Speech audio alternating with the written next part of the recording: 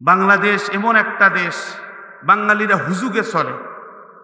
কিছুদিন আগে এই দেশের মাটিতে ভাইরাল হলো সিদ্দিক চোর। কি যুবকরা কথা বলো, ঠিক না বেটে? সিদ্দিক চোর 500 টাকার টাকা চুরি করেছে। যখন ধরা পড়েছে তখন বলেছে যে আমার ভুল হয়েছে, আমাকে মাফ করে দেন। ও ভাইরাল। আর এক পাগলা গান গাইল যে সাদা সাদা কালা কালা। এই সাদা সাদা কালা কালা বলতে বলতে না বলতে তাকে ভাইরাল করে দিল। একটা লোক ঘুষঘুষে কালো, ভারতের এক লোক বাদাম বিক্রেতা, কাঁচা বাদাম একটা গান গাইছে, শোনেন নাই? যে বাদাম বাদাম কাঁচা বাদামও ভাইরাল। আমরা যে কখন যে কাকে ভাইরাল করতেছি আমরা নিজেরাও জানি না। এই তো 1 সপ্তাহ হলো আর একটা পাগল বাউল ফকির, ফকির সাহেব নাম শিল্পী, ও একটা গান গেয়েছে, কুত্তার বাচ্চা দেখতে সুন্দর। কি বলছে না? কুত্তার বাচ্চা দিয়ে গান গাইছে। আর বলছে দেশে চাল চোর, দেশে তেল চোর, দেশে নুন চোর, বলে নাই? এই চোর বলতে বলতে বলছে যে দেশে ভোট চোর। আর এই দেশের মানুষ তো ভোট দিতে পারে নাই। যখন এই কথা বলেছে, কুত্তার বাচ্চা গানটাও ভাইরাল করে দিয়েছে। কথা বলো, ঠিক না ঠিক? আমি আজকে বলতে চাই যে কথা, এই বাংলাদেশের মানুষ 92% মুসলমানের দেশে, এই দেশে ধর্ম নিয়ে রাজনীতি চলে।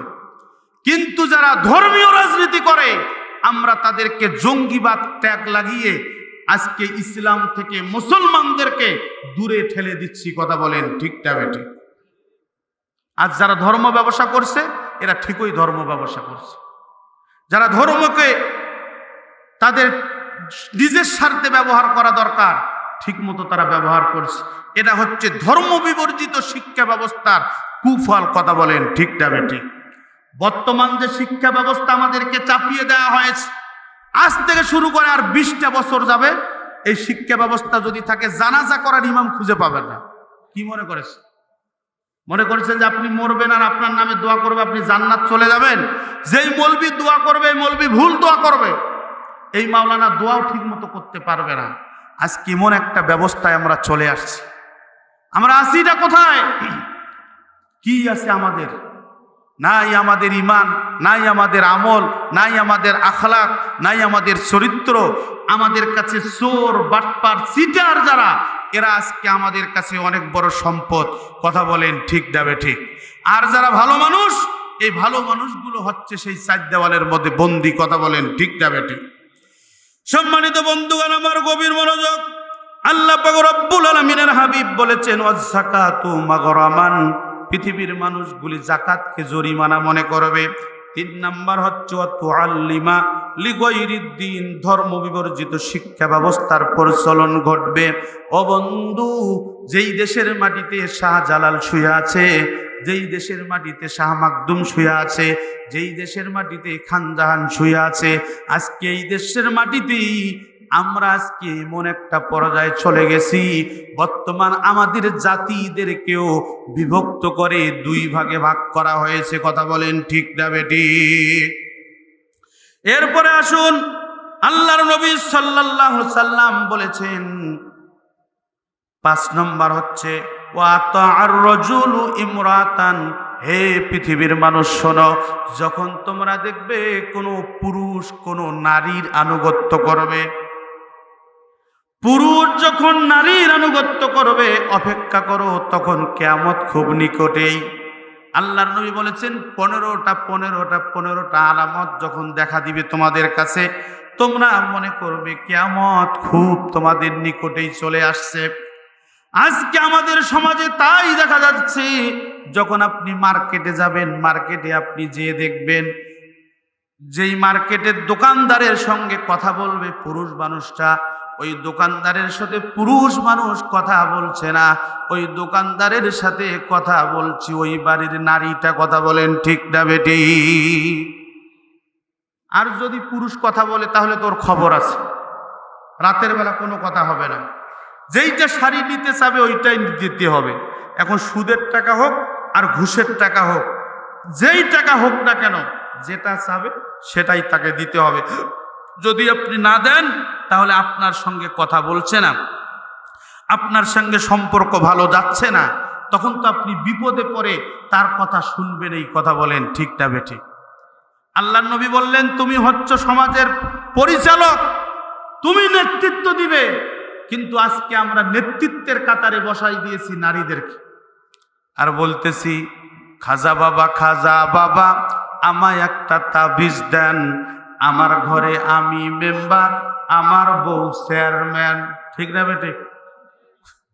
বলছে যে ল্যাংটা বাবা আমায় একখান তাবিজ দেন, আমার ঘরে আমি মেম্বার, আমার বউ চেয়ারম্যান। আল্লাহর নবী বলতেছে, তুমি যখন পুরুষ তোমার স্ত্রীর আনুগত্য করবা, তখন মনে করবা কিয়ামত খুব নিকটে। এই কথা কার? আল্লাহ রাসূলের কথা।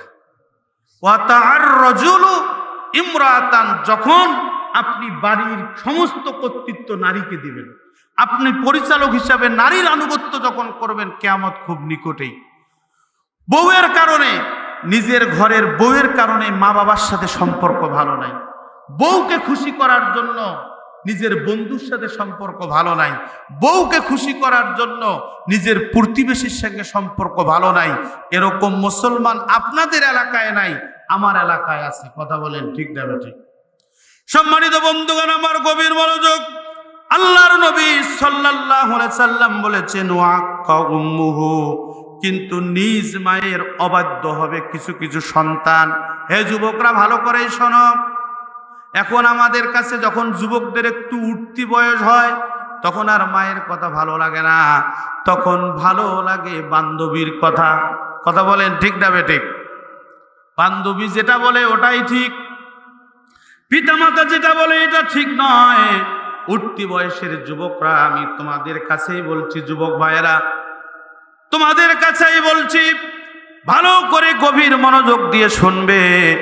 আমি অনেক যুবককে দেখেছি, এই যুবকটা ছিল ক্লাসের ফার্স্ট বয়, মেয়েদের পাল্লায় পড়ে এই ছেলেটা হয়েছে এখন রিক্সা চালক। কি স্যার? এটা হয়েছে ভ্যান চালক, এটা হয়েছে গার্মেন্টস কর্মী, এটা হয়েছে নেশাখোর। বন্ধুগণ, এদিকে তাকান। আমি 57 দিন জেলখানায় ছিলাম, আমি দেখেছি একজন বাবা এরকম সুন্দর দাড়ি আছে, টুপি আছে, পাঞ্জাবি আছে, ছেলে ঢাকা ভার্সিটিতে পড়াশোনা করে, ছেলেটাকে নিয়ে এসে জেলখানায় দিয়েছে, বলতেছে আমার ছেলেটাকে জেলখানায় রাখেন।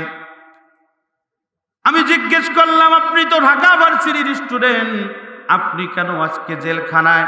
বলছে, হুজুর আমি নেশায় আসক্ত হয়ে গেছি, আমার বাবা হাজি মানুষ, আমার বাবা অনেক বড় সম্পদশালী, আমি নেশা ছাড়তে পারি না, এই জন্য আমার মা বাবা আমাকে জেলখানায় দিয়েছে। ভালো করে শুনেছেন? যদি জেলের ভাত নসিবে থাকে, ইসলামী আন্দোলন করবেন না, নারী শিশু মামলা কপালে জুটবে। নারী শিশু মামলা হবে না, জমির মামলা করবেন, জমির মামলা হবে না, নেশার মামলা করবেন। যে কোনো মামলায় আপনাকে জেলে যেতেই হবে, যদি জেলের ভাত কপালে থাকে। কথা কি বুঝাইতে পারছি? সম্মানিত ভাইয়েরা আমার, ভালো করে শুনুন। হে যুবকরা, আমি তোমাদেরকে বলছিলাম, দেখবে যে তোমার ক্লাসের শেষ বেঞ্চের যেটা স্টুডেন্ট, ওই লাস্ট বেঞ্চের স্টুডেন্ট, ও আজকে অফিসার হয়ে গেছে, ও আজকে প্রফেসর হয়ে গেছে, ও আজকে ইঞ্জিনিয়ার হয়ে গেছে, ও আজকে ডাক্তার হয়ে গেছে। এটার কারণটা কি? আর তুমি তো টেউ টেউ করে ঘুরে বেড়াচ্ছ, এটার কারণটা কি? এটার পিছনে কারণটা হচ্ছে, যুবক ভালো করে শোনো, ও পিতামাতার কথা মতো চলেছে, ও তার জীবনটাকে পরিকল্পনা মাফিক পরিচালনা করেছে। হে যুবক শোনো, বর্তমান তোমাদের যাদের হাতে এই অ্যান্ড্রয়েড সেট আছে, ইমান ধরে থাকা অনেক কঠিন, ইমান ধরে থাকা অনেক কঠিন। এই ফোন তোমাকে জান্নাতে নিয়ে যাবে, না হলে এই ফোনটা তোমাকে জাহান্নামে নিয়ে যাবে। কথা বলো ঠিক না বেটি? আপনি ইচ্ছে করলেই যখন এই ফোনটাতে ঢুকবেন, ইচ্ছে করলেও ল্যাংটা ছবি আসবে, ইচ্ছে না করলেও ল্যাংটা ছবি আসবে। কি করবেন আপনি? কোনো করার আছে? নাই। এজন্য আমি বলছি না যে এই ফোন চালা যাবে না, কিন্তু এমনভাবে তোমার জীবনটা গঠন করতে হবে যেখানে তোমার জীবনের রিপোর্ট থাকবে, যেখানে তোমার জীবনটা রেকর্ড হবে। ইকরা কিতাবাকা কাফা বিনাফসিকাল ইয়াউমা আলাইকা হাসিবা।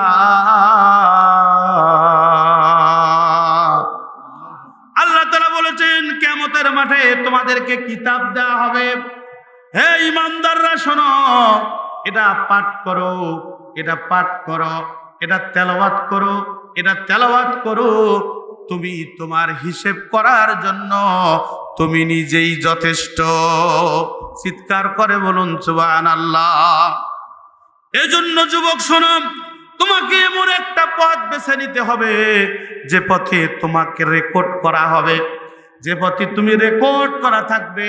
তুমি কয় ওয়াক্ত নামাজ পড়েছো, কয়টা ইসলামী সাহিত্য পড়েছো, কয়টা কোরআনের আয়াত পড়েছো, এরকম বিপ্লবী জীবন তোমাকে ধারণ করতে হবে। কথা বলেন ঠিক না বেঠিক?